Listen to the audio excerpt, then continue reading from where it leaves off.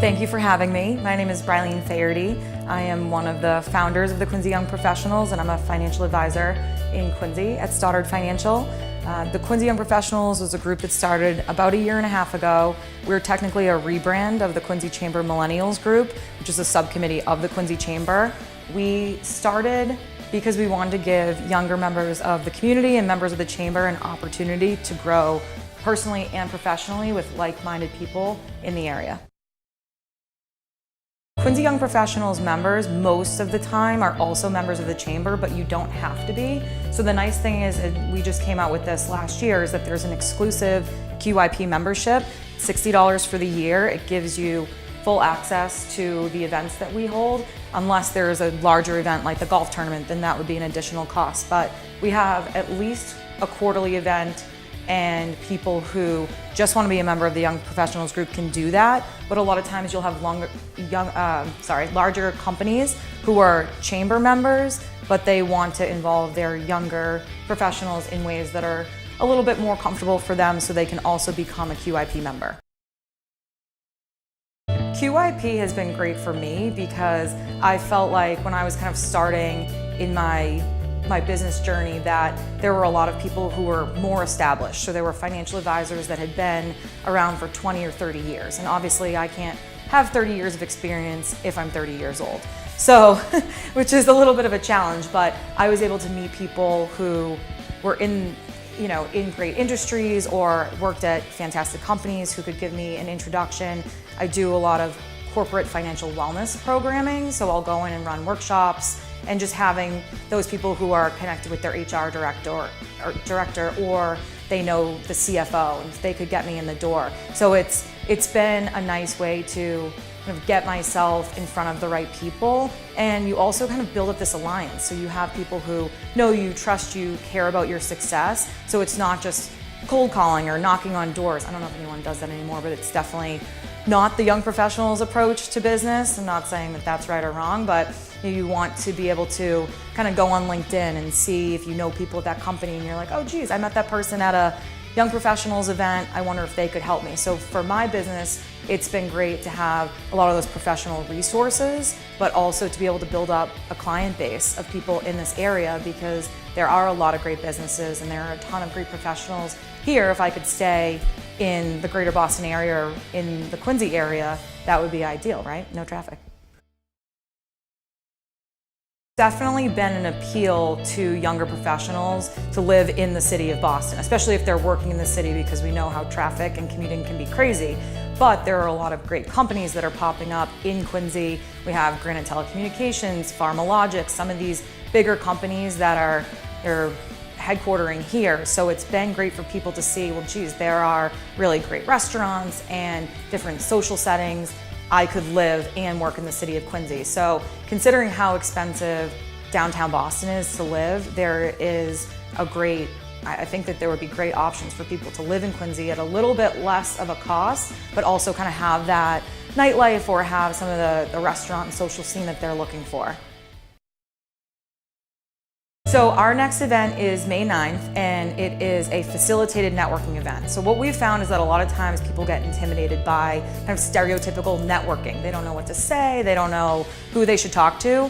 So we have people pre-register, and then we seat them at tables with professionals who aren't in their same industry. And we try to do that as much as we possibly can. And then we have set questions that each table kind of have. So you sit down, you get to meet everybody, introduce yourself, and then we would go through kind of a series of questions with a set amount of time.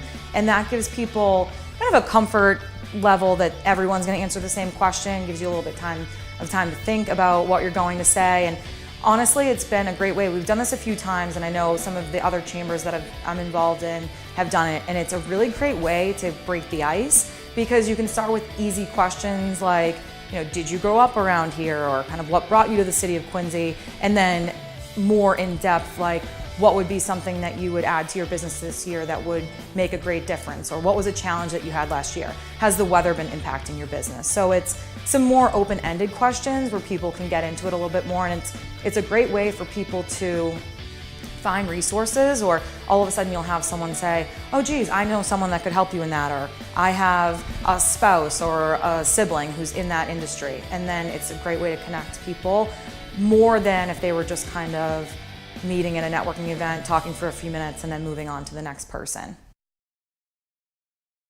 Young professionals want flexibility. So I would say that's one of the main priorities now that you'll see with having more flex schedules, being able to work from home, being able to maybe have a reduced schedule so they work 4 10-hour days, or just being able to not kind of have that traditional Monday through Friday 9 to 5. I know a lot of people who, even if they own their own business or if they're an employee, they want remote capabilities. So they may be on vacation, but they can still log in, check their emails so they don't come back to work and say, oh gosh, I haven't looked at anything for a week. I'm not saying that's the right thing to do, because sometimes you really need to disconnect, but having that functionality of being able to go to a Starbucks, log in, meet people for coffee, still get work done, but not necessarily have to sit at your desk every day. I would say that, and then also the wellness aspect of a lot of the companies is a priority, making sure that there are gyms nearby or there are fitness facilities. We've seen a lot of corporate wellness benefits that are attracting and kind of helping to retain younger professionals. So maybe being a little bit creative with what a benefits program offers, or just being more flexible schedule-wise.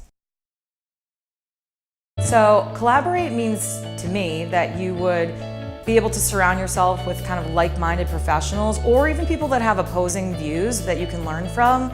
But I'm a huge believer of being able to do more with more people involved. So I think our group is a great example of that, where if I was trying to start an initiative in the city, it might be difficult for me to do that just 100% on my own.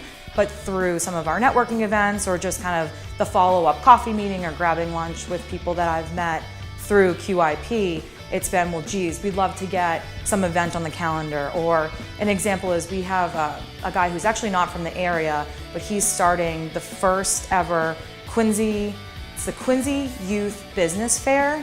And so he didn't really know anybody. He went to college with someone who's on the Quincy Young Professionals Advisory Board. He came to the annual event for the Quincy Chamber. His friend introduced him to a bunch of us. We're all doing sponsorships for his event. We've been able to connect him with some of the city councilors and people on the school committee. And so being able to take a collaborative approach just helps everybody get more done without feeling like you have to do everything on your own. And so our group has definitely been a great resource for people who are new to the city, or I would say not growing up here can sometimes be intimidating. If I'm starting a business or I'm trying to get something done and I don't really know who to ask. And there's obviously key players in the city who can help you with certain things. If it's just getting a business loan, knowing the right banks to go to, or just having some of those people who you could get a friendly introduction to, it does make a big difference.